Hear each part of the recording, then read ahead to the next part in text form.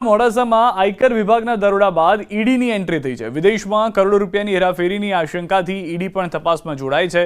આઈટીના વિભાગે મોડાસાના જાણીતા ડોક્ટર અને બિલ્ડરોને ત્યાં પાડ્યા હતા દરોડા। તપાસ દરમિયાન આઈટીએ કરોડોની રેકોર્ડ જપ્ત કરી હતી। 40 કલાકથી વધુ સમયથી મેરેથોન તપાસ ચાલી રહી છે અને હજુ પણ મકાનો અને ઓફિસો પર સર્ચ યથાવત છે।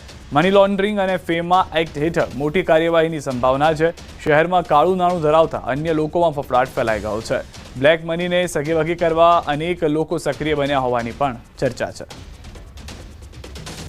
અરવલ્લી જિલ્લાના ઇતિહાસથી સૌથી મોટી રેડ જે પ્રકારે મોડાસા શહેરમાં પડી છે। ખાસ કરીને ગઈકાલે ઇન્કમટેક્સ વિભાગની કાર્યવાહી બાદ હવે ઈડી જે કેન્દ્રીય એજન્સી છે તે પણ જોડાઈ છે। ખાસ કરીને દ્રશ્યો બતાવીશ કે હું એક જે બિલ્ડર છે મોડાસાના તેમની જે પેઢી છે ત્યાં પેઢી ખાતે ઉપસ્થિત છે। આપ જોઈ શકો છો જે પ્રકારે ગાડીઓ અહીં જોવા મળી રહી છે ઇન્કમટેક્સ અને ઈડી। હવે તમામ જે કેન્દ્રીય એજન્સીઓ છે બંને તેમના દ્વારા નાણાકીય વ્યવહાર તપાસ કરવામાં આવ્યા છે।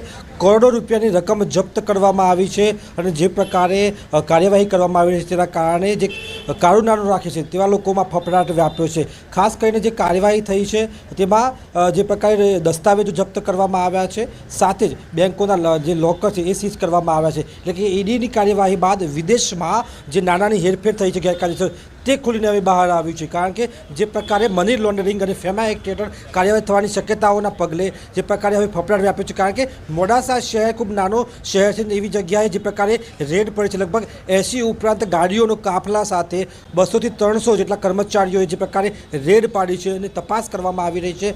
ત્યારબાદ જિલ્લામાં જે પ્રકારે સોપો પડી ગયો છે અને અરવલ્લીના ઇતિહાસમાં સૌથી મોટી રેડ અહીં જોવા મળી રહી છે। હાર્દિક પટેલ, ન્યૂઝ 18 ગુજરાતી, અરવલ્લી।